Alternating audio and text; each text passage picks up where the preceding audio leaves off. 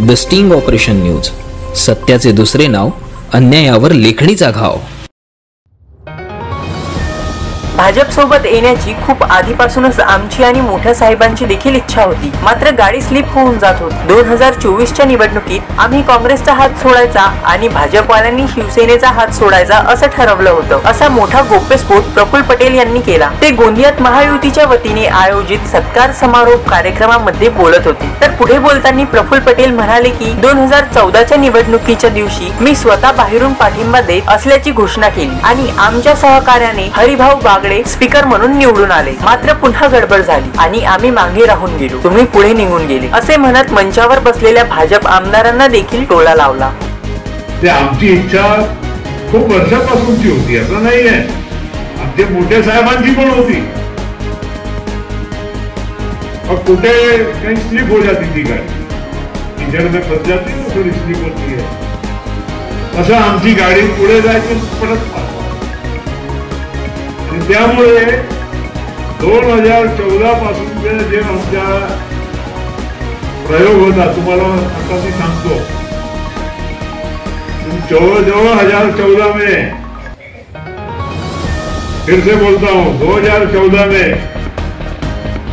लोकसभा के election के बाद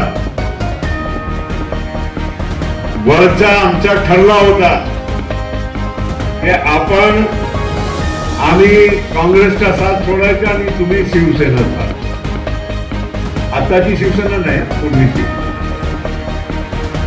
आणि त्या हिशोबाने विधानसभेची इलेक्शन चारही पक्ष वेगळे लढले, नाहीतर दोन होते ना, शिवसेना, बीजेपी, काँग्रेस, राष्ट्रवादी, चारही पक्ष वेगळे लढले। आणि त्यामुळे एक नवीन चित्र महाराष्ट्रामध्ये तयार झालं। पण त्यानंतरच्या काळामध्ये असं ठरला होता की आपण काही दिवस वेगळे राहू आणि नंतर एक होऊ, कारण तुम्ही शिवसेनाची साथ सोडली होती, आम्ही काँग्रेसची सोडली होती।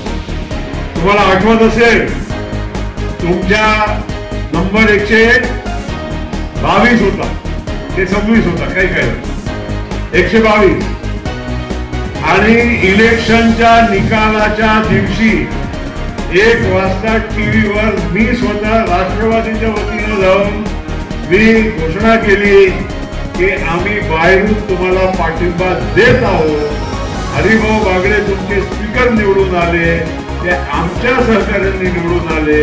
हे सगळं झाल्यानंतर ते परत काहीतरी आमची गाडी चिखलामध्ये बसली आणि आम्ही बॅक गेलो आणि तुम्ही पुढे गेलो। Sunil Kawale, the sting operation news, Gondia.